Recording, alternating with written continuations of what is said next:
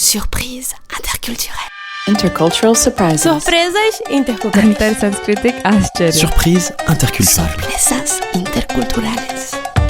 Bonjour et bienvenue dans Surprise interculturelle, le podcast qui vous fait voyager et mieux comprendre les cultures du monde. Je suis Charlotte Courtois, conférencière en diversité culturelle et fondatrice de l'ONG Constellatio. Je vous propose de vous raconter des histoires et anecdotes de voyage où j'ai été surprise par des réactions ou des coutumes d'ici et d'ailleurs. Le but ? Découvrir ensemble ce qui est à la base de ces surprises pour savoir comment décoder, comment réagir et comment anticiper tout ça. Allez, je vous laisse découvrir l'épisode du jour. Bonne écoute! Pour fêter Noël comme il se doit, je vous propose cette semaine un format un peu spécial. Mes invités vont vous raconter comment est célébré Noël dans différents pays. J'espère que ça vous plaira. Aujourd'hui, pour ce premier épisode de Noël, je suis très ravie d'accueillir Kachi, Onyekachi, Oui, pour être exact, Oui.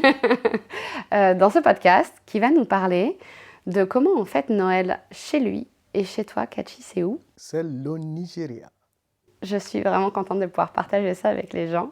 Alors, j'ai toute une liste de questions, mais on va peut-être aussi dévier à des moments. Ouais, bien Ma sûr. première question, c'est quel jour vous fêtez Noël ?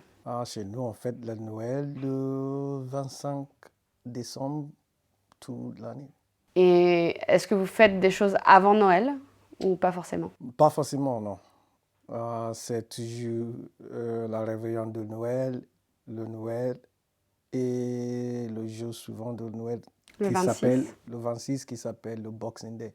Ok, donc comme dans le monde anglo-saxon, en fait, Oui. c'est ça. C'est ça. Normalement, la réveillon avant Noël, on fait deux choses. On va à l'église, parce que nous sommes catholiques. Et après, on revient, on ouvre une bouteille de vin avec des petits cadeaux autour de la table. Et on boit, on se discute, on ouvre des cadeaux et on fait des échanges. Et c'est toujours ça, c'est toujours comme ça que ça passe.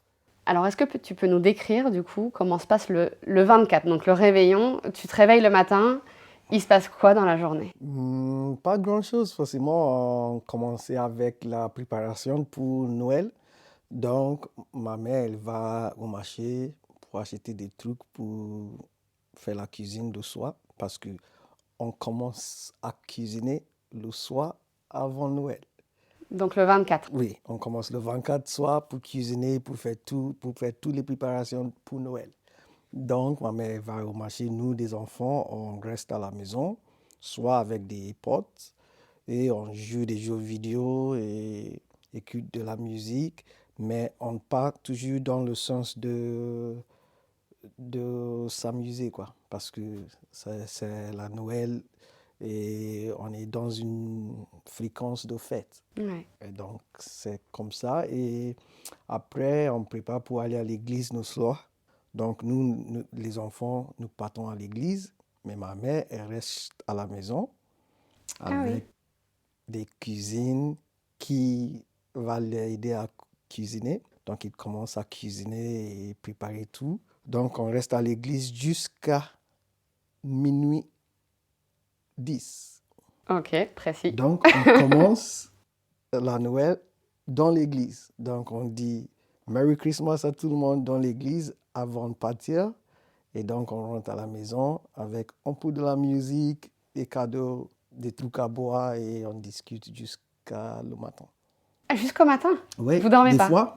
Des fois, on ne dormait pas parce que normalement, il y a deux choix. Vous pouvez aller à l'église le soir, qui est le 24, ou le jeu de Noël, le 25. Mais nous, les enfants, on choisit d'aller à l'église le 24 Pour jouer avec pour les jeux. jouer le matin. Donc, c'est comme ça que ça passe. Alors, donc, pendant que vous êtes à l'église, c'est là que le Père Noël y passe ? Quand vous revenez de l'église, les cadeaux sont sous le sapin ? Enfin, je dis sapin, mais en fait, peut-être qu'il n'y a même pas... Enfin, j'imagine qu'il n'y a pas beaucoup de sapins au niveau derrière, je sais pas. Nous, il n'y a pas vraiment des sapins parce que culturellement, on ne fait pas de Noël comme ça. Donc, il n'y a vraiment pas le sapin, il n'y a pas de cadeau de Père Noël aussi. C'est juste que vous avez des cadeaux qui se font acheter par les parents qui te donnent comme ça le matin en disant « Ah ouais, joyeuse Noël D'accord, au petit déjeuner. ». Oui, Ok. Mais c'est autour vrai de que la table, toujours autour de la table. ça me fait rire parce que j'ai fait mes questions et je me rends compte qu'il y a plein de choses auxquelles j'ai pas pensé. On a tendance à tellement copier nos codes culturels en se disant bah oui, le sapin de Noël, mais non, Oui, pas oui, forcément. pas forcément. Mais ça commence à devenir un truc maintenant parce que, ouais, avec toutes les importations de traditions étrangères, Mhm. ouais, ça commence à être un truc maintenant. Il y a des gens qui ont des sapins chez eux. Et même nous, maintenant qu'on est plus grands, on essaye de faire ça aussi. Mais sinon, avant, ce n'était pas vraiment le cas. Mais vous trouvez des sapins? Oui, Ok. Il y a des sapins qui poussent au Nigeria ou pas? oui. Ok. J'aime ces questions idiotes, mais pas vraiment idiotes quand même. Ok. Avec qui vous fêtez Noël du coup? Est-ce que vous fêtez Noël avec la famille, ce que nous on appellerait le noyau familial? Est-ce que c'est la famille élargie? Qui est-ce qui fait Noël avec vous? Donc, c'est deux fois, on peut voir ça en deux façons. Parce que au Nigeria, on a grandi à Lagos, mais Lagos, ce n'est pas notre ville originaire. D'accord. Donc, il y a des Noëls qu'on fête la Noël dans notre village, qui est Ok. notre ville originaire, Qui s'appelle comment? Mbissin. Mhm. Et là-bas, on fête la Noël complètement différent. Ah bon? Ouais. Alors vas-y, raconte. Et parce que là-bas, à Mbissin, on fête la Noël pendant 7 jours. 7 jours. Ouais. Ça commence le 25 et ça finit le 2 janvier. Ça se fait comme ça parce qu'on a beaucoup de villages partout. Mbissin, c'est la, comment on dit, c'est la commune, comme île et Vilan. Et il y a des petits villages partout aussi. Donc, on fête la Noël par village. Chez nous, dans le village, on n'utilise pas la calendrier normal. On utilise la calendrier de marché. Du marché. Du marché. Ok. Ouais, parce qu'il y a 4 marchés officiels dans le village. Et le 4 marchés là, ça représente les jours dans la calendrier de nous. D'accord. Il y a tous les villages, le jour de leur marché officiel, c'est le jour de fête de Noël. D'accord. Donc, ça se fait comme ça dans tous les... Donc, c'est différent. C'est complètement différent quand on est là-bas.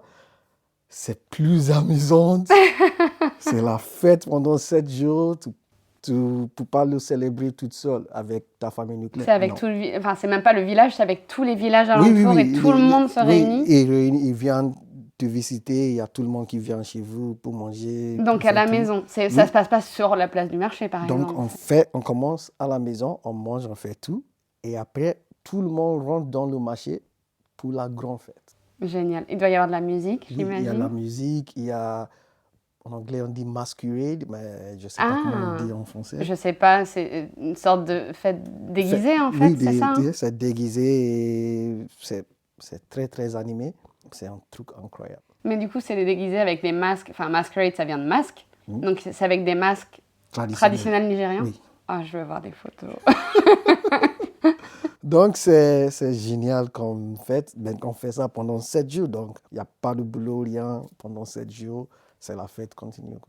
Ça a Donc, l'air ça, c'est génial. différent. Ouais. Mais à Lagos, ouais, c'est toujours avec la famille nucléaire. Mhm. C'est juste nous, les enfants, avec notre parent. Peut-être un oncle ou 2 oncles qui vont passer visiter après, ou des cousines ou des cousins qui vont passer visiter. Mais c'est souvent avec la famille nucléaire. Ok. Bon, question importante. Ouais. Qu'est-ce que vous mangez à Noël? Ça, c'est intéressant. Parce que nous, on aime bien cuisiner, on aime bien la bouffe. Donc, il y a 2 plats importants. C'est du riz, qu'on appelle jollof rice, fried rice, et avec un petit de salade. Et nous avons aussi, traditionnellement, il faut de la poulet. Mais la volaille sera vivante. C'est nous qui tuons. C'est vous qui tuez la volaille? Oui, c'est nous qui tuons. C'est nous qui préparons. C'est comme ça que ça passe. Et il y a le deuxième partie qui est le soupe traditionnel qu'on mange avec du foufou ou C'est quoi du foufou? gari. Foufou, c'est comme c'est comme une semoule. C'est un truc local, quoi. D'accord, Donc ça vient de la manioc, normalement, d'accord. mais il y a tous différents moyens de la préparer, quoi. Et il y a un ordre au repas où tout est sur la table et chacun Tout est sert? sur la table, il n'y a pas d'ordre. Tout est sur la table et avec les boissons partout, la musique au C'est quoi les fond. boissons, par exemple? Les boissons tout, hein. Il y Des a sodas, il y a c'est de des l'alcool? sodas, des alcools. Il y a aussi des alcools traditionnels qui s'appellent vin de palme, palm wine.